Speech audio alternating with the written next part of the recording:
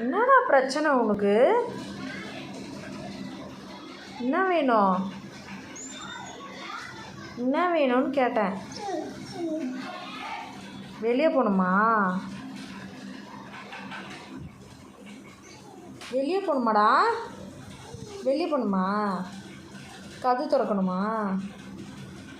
நான் கூட வரணுமா? அக்கா வரணுமா கூட? ஆமாம் இல்லை வாயை தந்து ஆமாவா?